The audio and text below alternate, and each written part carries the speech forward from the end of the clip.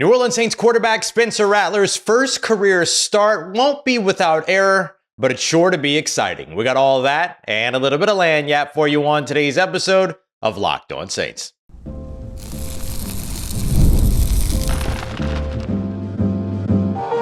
You are Locked On Saints, your daily New Orleans Saints podcast, part of the Locked On Podcast Network, your team every day.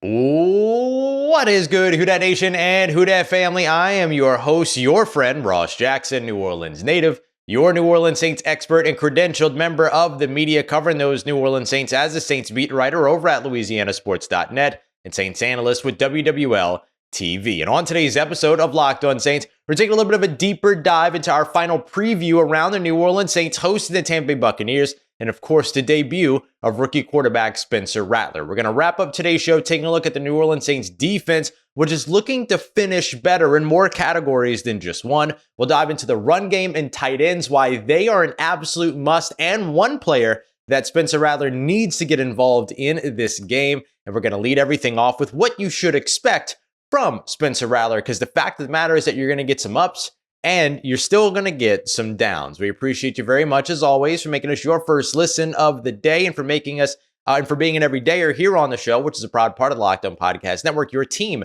every day. And today's episode brought to you by our friends at FanDuel. Place your first $5 bet at FanDuel today, and you'll get $200 in bonus bets guaranteed. Just visit FanDuel.com to get started. It's not all going to be perfect for Spencer Rattler as the rookie gets his first career start for the New Orleans Saints, but it sure is set to be exciting. Let's break down some of the things that you're absolutely expecting to see from Spencer Rattler. The first of which, mobility or escapability, whichever one you want to look at. Number two, his ability to stand and deliver with an NFL arm in the pocket. And number three, errors. We're going to dive into all of that here as we get started. Now, when I say errors, let me be clear. This is what you expect from a rookie quarterback. You're expecting a rookie quarterback to go out there, see some things that they haven't seen before, especially going up against the Tampa Bay Buccaneers defense that's run by Todd Bowles, just inside the top 10, I believe number 8 in blitz percentage in the NFL. You're also going to be looking at some exotic blitz packages that are going to include simulated pressure from the linebackers, from the safeties, from the corners. They're going to do all of that. Right now, Jordan Whitehead, the Tampa Bay Buccaneers safety, who has been dealing with some ailments and things like that, but we'll see how things go for him this weekend, has 6 pressures on 20 total pass rushing snaps, according to Next Gen Stats. That's tied for second in the NFL amongst defensive backs that are rushing the passer. Number 1 in the NFL is a little guy by the name of Alante Taylor, by the way, so that's really cool to see.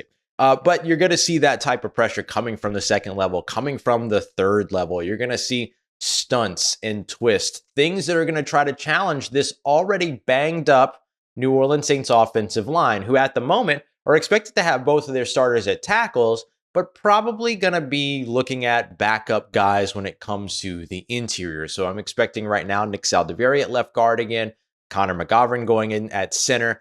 Hopefully a little bit, more prepared, able to be prepared this week because he's not going to be playing on just 3 days notice, basically like he did last week.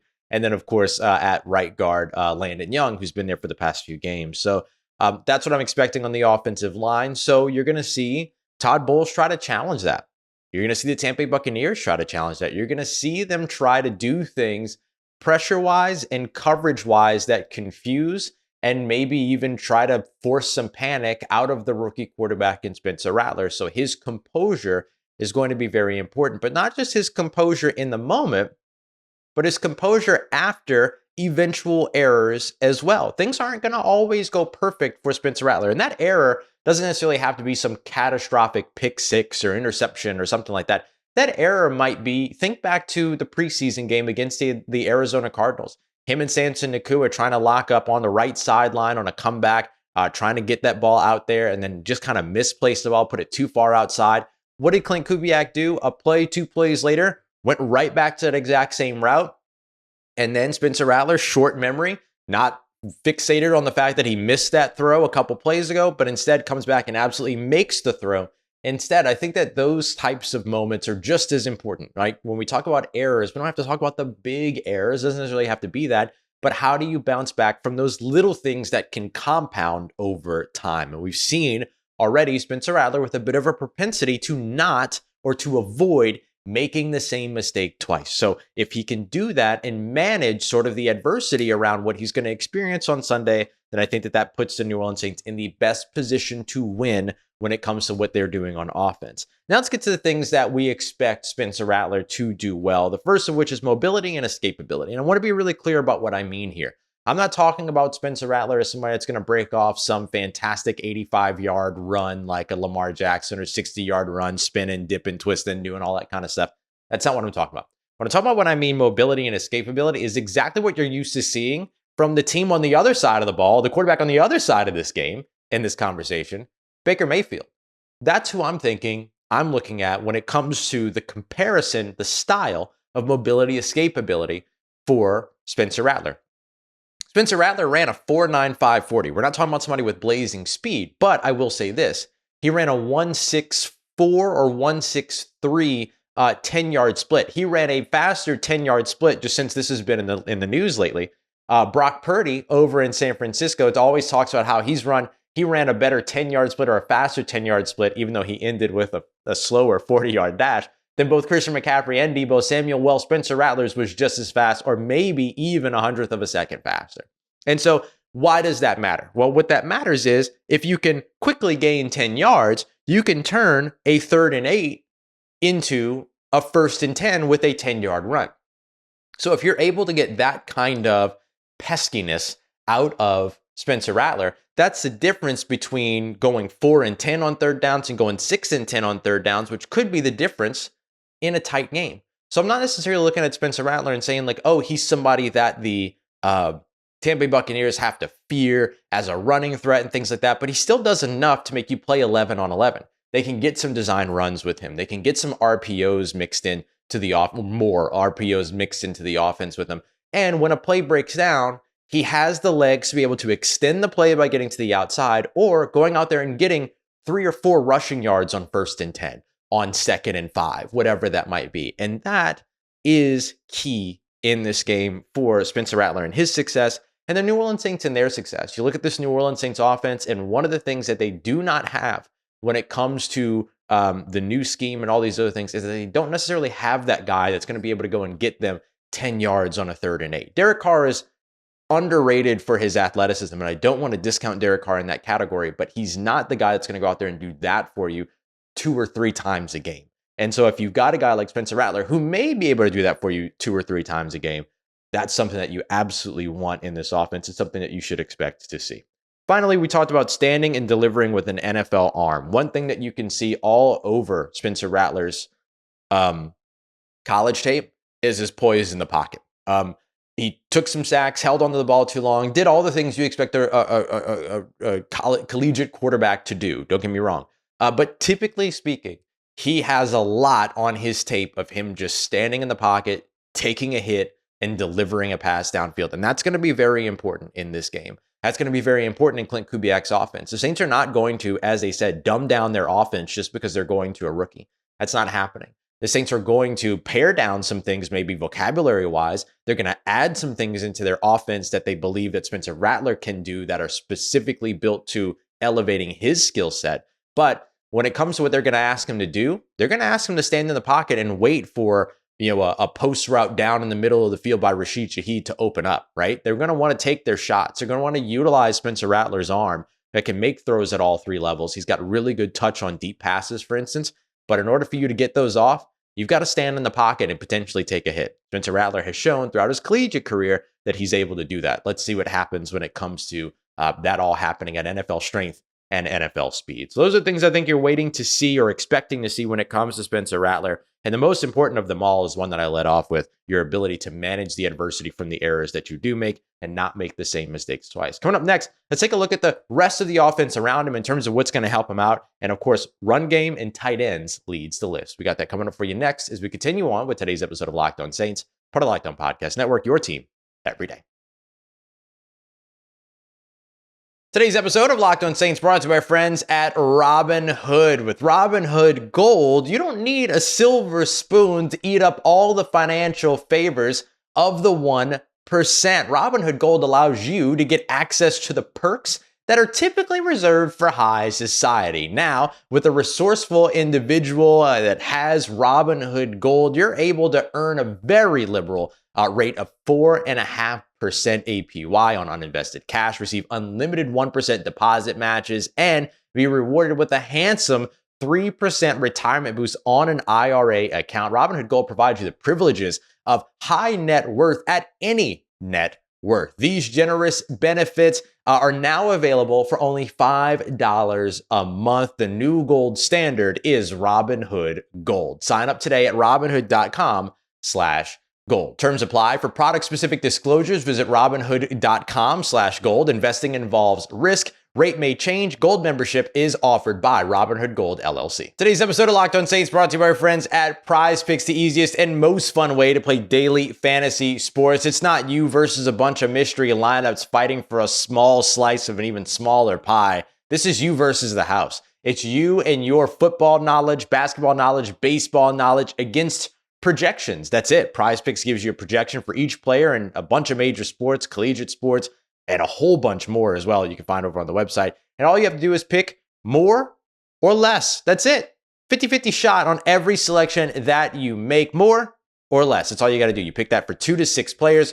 If you win up to 4 of those players, get up to 4 of those right, you can end up getting up to 100 times your entry back. And they even have bet insurance, all this other stuff. They have some incredible things over at Prize Picks. I haven't seen Spencer Rattler's passing yards yet at the time that I record this, but maybe you'll find them over at Prize Picks today. Justin Jefferson, though, more or less than 83.5 receiving yards. Patrick Mahomes, 267.5 passing yards. It's that simple. You just pick more or less. So download the Prize Picks app today. Use the promo code LOCKEDONNFL in all lowercase to get $50 instantly when you play your first $5 lineup. It's your first $5 lineup, $50 instantly with the promo code LOCKEDONNFL on the Prize Picks app. Prize Picks, run your game. All right, family. Every rookie quarterback's best friend is a run game and some tight ends. There's absolutely no doubt about that. And the New Orleans Saints have a good run game. They have access to a good run game. They have some talented tight ends. Now, can they get them all going against Tampa Bay Buccaneers will be the important thing, because this might be the most important thing outside of Spencer Rattler in this game, right? Is what can you do to help your rookie quarterback? What can you do to help your first-time starter? We'd be having the same conversation if it were Jake Haener. You want to make sure that the run game is going and that those tight ends are available. They always end up being any young quarterback's best friend. Why? The run game alleviates some pressure, causes you to be able to spread the field a little bit more because of the condensed nature that you can create for a defense, getting 4 DBs on the field, forcing 4 DBs on the field, things like that. And then when it comes to tight ends, they typically operate close to the line of scrimmage or operate down the seams, which is a little bit of an easier trajectory than the outside perimeter. So tight ends are just in advantageous passing lanes. Run game is the run game. And we know the New Orleans Saints run game isn't just important to the young quarterbacks. The New Orleans Saints run game is important to its offense, right? So that's what I want to break down here as we get started. The New Orleans Saints have got to get their run game started. 185 yards per game over the course of the first 2 games. The New Orleans Saints were cooking. 370 total yards over the course of that time. 3rd highest mark in franchise history over the first pair of games. And since then, 88.6 yards per game.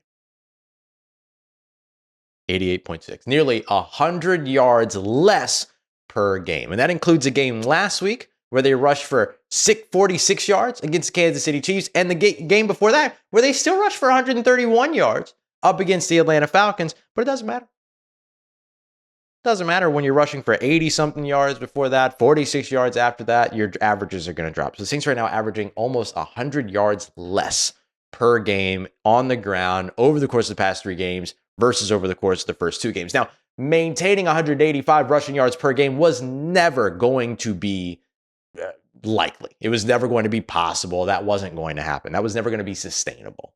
But the drop has been a little bit off, right? I mean, getting down to 46 rushing yards last week against Kansas City, even though you were 16-13 in the 4th quarter, goes to show you either how quickly the Saints went away from the run game or simply how much the run game wasn't working. And we certainly saw the run game not work. Saints with their banged up interior offensive line, no match for Chris Jones and no match for the sort of scheme of New Orleans or scheme of Kansas City, and the way that they ended up kind of creating some havoc with stunts, twists, things like that, which make it very hard to block when you're on the move, who's coming where, who's my responsibility, all those other things. And Kansas City did a really good job cluttering up the middle of the field so that when Alvin Kamara got to the outside and saw that the edge rusher had outside positioning, he didn't have the ability to be able to cut back to the inside to bang up the middle. That ended up being taken away from him. So I think you got to find a way to get that going if you're the New Orleans Saints. We'll come back to some running back relevant things here in just a sec, but I want to move on to tight ends real quick because this is the other thing that I think is most important. You have got to get the New Orleans Saints tight ends involved. They did week 1, and honestly, they did last week as well. Foster Moreau catching a touchdown, but also you saw consistent passing going to Juwan Johnson, going to Foster Moreau. You saw all of that. So I think that you have to keep that going, especially up against Tampa Bay. Tampa Bay right now is allowing 240 yards has allowed 240 receiving yards to tight ends. It's 13th most in the NFL. It's not top 10. It's not top 5 in terms of most, but it is allowing above the league average, if you will. And so I think that this is an opportunity for you to be able to do that, especially if you can force Tampa into some of those base sets. And when we talk about base sets, just to be clear, I mean 3 linebackers, 4 DBs, right? More importantly, 4 DBs, because they'll shift around what their linebackers and defensive line count are. They're a little bit of a multi-front defense, 3 down, 4 up at linebacker, sometimes 4 down, 3 up at linebacker. So it's really about the 4 DBs. But what you're able to take advantage of there is utilizing the athleticism of Foster Moreau, utilizing the athleticism of Juwan Johnson, and maybe eventually utilizing the athleticism of Dallin Holker. Might end up going a little bit of a ways for you.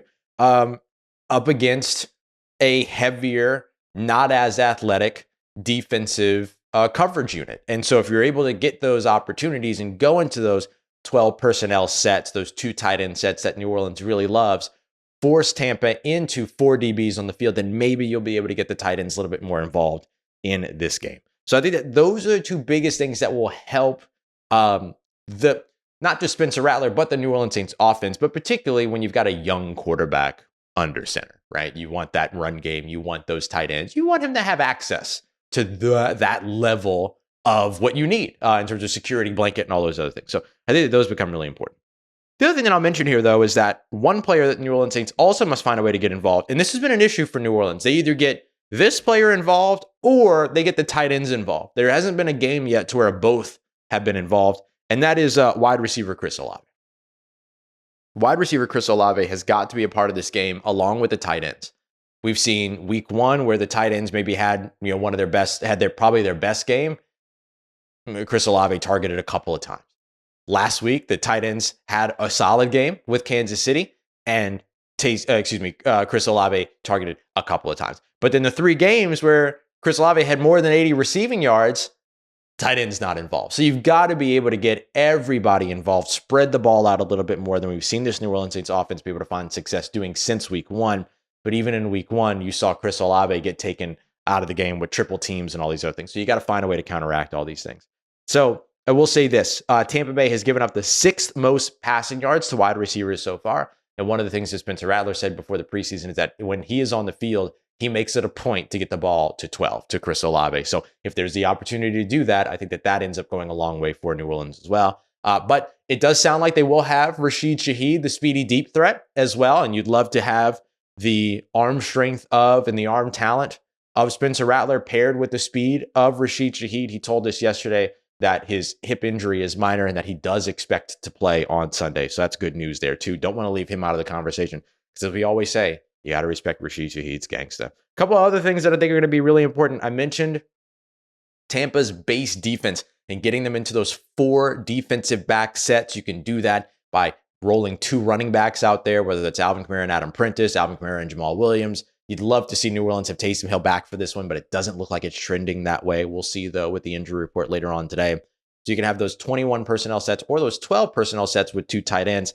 And typically that forces a defense to roll out 3 linebackers as opposed to 4 DBs, or let's say 4 DBs as opposed to 5 DBs. The reason why that becomes important in this game is that when Tampa is in base, they've surrendered 6.4 yards per play. That's second most amongst the 29 teams that have deployed base sets more than 10% of the time in the NFL, according to Next Gen Stats. So that's a big metric right there. if you can get Tampa into those 4 defensive back sets, 2 safeties, 2 corners, whatever it looks like, that is where they have given up a considerable amount of yards per play. If you can take advantage of that, take advantage of that. It's going to require you throwing the football as well as running the football. However, you got to be able to do both. And you got to be able to throw the football out of those heavier sets.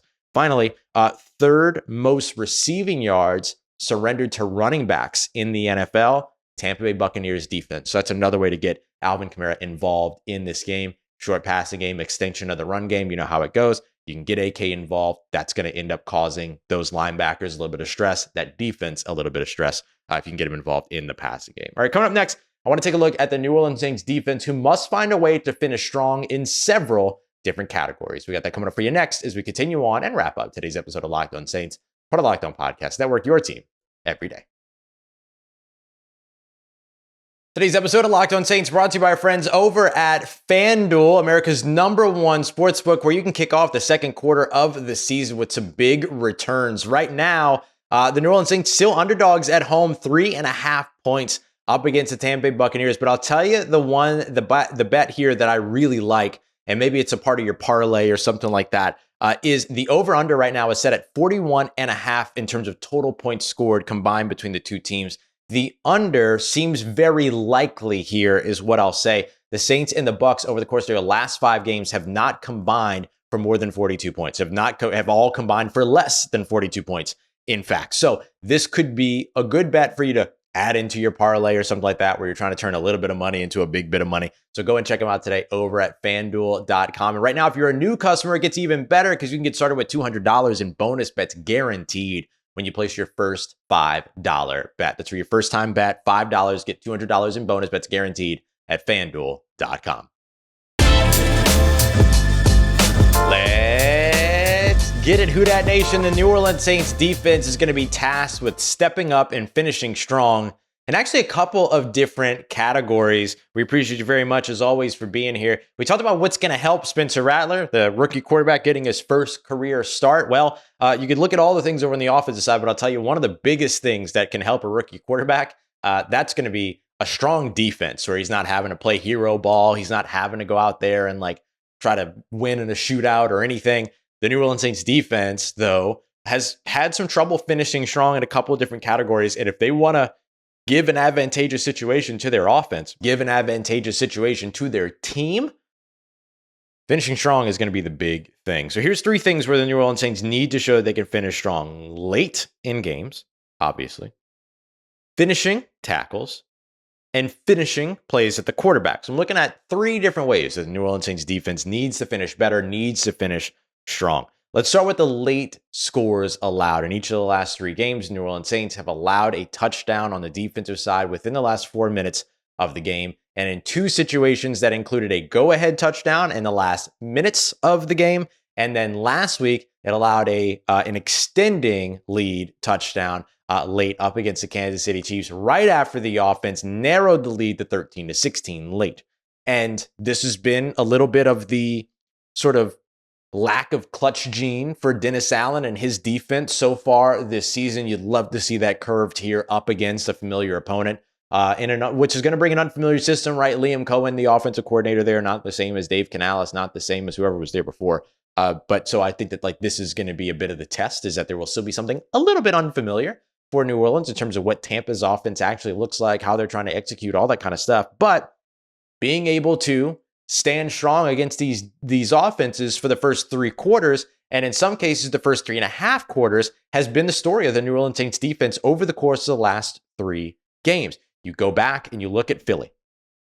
You go back and you look at Atlanta. You go back and you look at Kansas City. The first 3.5 quarters, actually, Saints doing all right in those situations, or at least up to a certain point. I believe it was up to the 11-minute mark for the fourth quarter up against Kansas City. But the Saints defense holding these teams to less than 20 points up until the very last moment over the course of the past 2 games. So I think that's got to be a big thing. Now, I will mention that when it comes to Atlanta, let's not forget that wasn't just the defense, right? That was the defense surrendering a late score in terms of a late field goal that ended up allowing Atlanta to walk away with that win. But the scoring was given up by a muffed punt on a bad decision, a fluke pick 6 that got batted up into the air on a screen, instead of the ball just being dirted. It ended up getting batted up by Matthew Judon, all these other things. And that pass interference penalty on the defensive side is really what did the defense in, even though they stalled the offense otherwise. But still, it's a clutch gene thing, right? The clutch gene thing isn't just about remaining composed up against how an opponent moves the football, but not giving them access to other ways to win. And that's what we've seen from this New Orleans Saints defense as of late. So let me be fair about that, right? It's a better, more expansive definition, holistic look at what has been the struggle of the New Orleans Saints defense as of late, as opposed to just they're giving up touchdowns, which would not tell the whole story. So I just want to make sure we're telling the whole story there. But composure late, I think, so has to be really important for this New Orleans Saints defense. Tackling. So finishing at tackling, right? Getting a receiver, getting a ball carrier, getting a pass catcher down on the ground. The New Orleans Saints missed 19 tackles last week up against the Kansas City Chiefs. Joe Woods, the New Orleans Saints defensive coordinator, speaking yesterday with us. And one of the things that he talked about was them going back and looking at the missed tackles in situations where if they would have made a tackle on a third down, it would have gotten them off the field. But then because they didn't make that tackle, it turned into, instead of a 3-play drive, a 10-play scoring drive in situations like that. So the opportunity to get off the field has got to be sort of almost holy ground for this New Orleans Saints defense right now going into this game, especially late, right? Especially late. So making those tackles has got to be something that New Orleans and their defense is showing the ability to do. One thing that might get in the way of that is that it doesn't look like the Saints are going to have Will Harris Jr., their starting safety, going into this game. The Saints tried out 4 other safeties, including bringing back or worked out rather 4 other safeties, including Roderick Teamer, who was with the team over the course of the offseason, New Orleans native, Tulane grad, all that. And then you also had the team bring in a guy that I think would be a really, really good fit in Tony Walker III, who is somebody that's coming over from Detroit. And so just like Will Harris has kind of already spoken the same language as the New Orleans Saints defense. And so him being an option for New Orleans, assuming that he is healthy, could go a long way, because he would already sort of know based on his work with Aaron Glenn over in Detroit and all those other things. I think that ends up being a pretty good situation to where you might be able to find somebody that would be a good fit for you in that conversation. So we'll see which way the Saints end up going with that, and if they do end up adding a safety. But it was Dennis Allen's comment, as I read here, that the Saints do expect the possibility of injured reserve for Will Harris Jr. And Will Harris Jr., of course, being one of their most solid tacklers on the field in terms of putting a lick on somebody and things like that. But that has been sort of the thing. And I think I said Tracy Walker III from Detroit being the guy that could potentially be a pretty good fit in the same way that Will Harris proved to be a pretty good fit as well. So something to watch there in terms of tackling. The last thing is something that we've discussed a ton, finishing plays at the quarterback. We've seen this a ton from the New Orleans Saints for years and years and years. I don't know what it is. I remember at the beginning of the season when Alontae Taylor had that 3-sack game to open up against Bryce Young and the Carolina Panthers. And I believe it was Tyrann Mathieu, if I remember correctly, was talking about how hard it is to do that and to finish that play at the quarterback and all those other things. And I think a lot of people assume that he was talking about 4 DBs, but really, like, I guess it's harder than we think it is in terms of finishing quarterbacks there. That's not the position that I played when I played football, so I have no idea. But I didn't spend much of my time in a backfield. And so I think that for New Orleans, it's just figuring out how to get this done. I mean, I don't know if it's the prototype or the archetype that the Saints like at defensive end and how that kind of clashes with the model of mobile quarterbacks around the NFL, or whatever it might be. The Saints have not been able to successfully finish plays at the quarterback at a high enough rate, at a more consistent enough rate. And we've seen this over and over and over again, year after year after year. And so at this point, you just kind of expect it. And that's unfortunate because Baker Mayfield can be very annoying in this category. The things that we're talking about in terms of like Spencer Rattler being able to extend plays and maybe finally be that guy that other teams can't finish a play at, Baker Mayfield's already that guy. And you want to see it from Spencer Rattler, but you're definitely going to see it from Baker and how pesky and annoying he can be in terms of extending some plays that he has no business extending on a 3rd and 6 and stuff like that. But the Saints unable to finish plays at the quarterback as of late. That seems like something that's on the way again this week. But if the Saints can fix that, and again, add that to their ability to finish better, along with tackling as a whole, and along with finishing games a little bit more strong, and, with stronger mentality, more composure, however it is that you want to look at it, that tells a more holistic story than just give up points, quote unquote. Then I think that could end up being a big time difference maker in this game. Because if you can get Baker shaken, then all of a sudden you're in a really, really good situation here. So we'll see how the New Orleans Saints are able to combat this and how things go with the rookie quarterback Spencer Rattler under center for at least this game. And then, goodness gracious, if nothing else, the other key to this game is you. Because I know people in the Superdome are going to be very, very excited to see Spencer Rattler. So go out there and cheer your friggin' heads off, y'all, because this one could be a lot of fun very quickly. There's going to be some errors.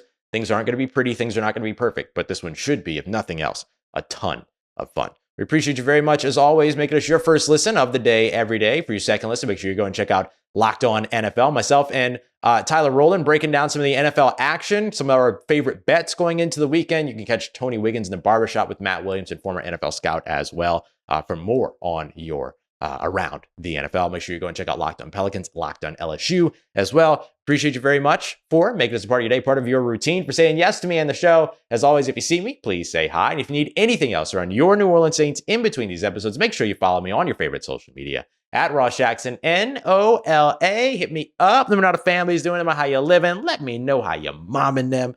And trust you, that nation. I'll holla at you.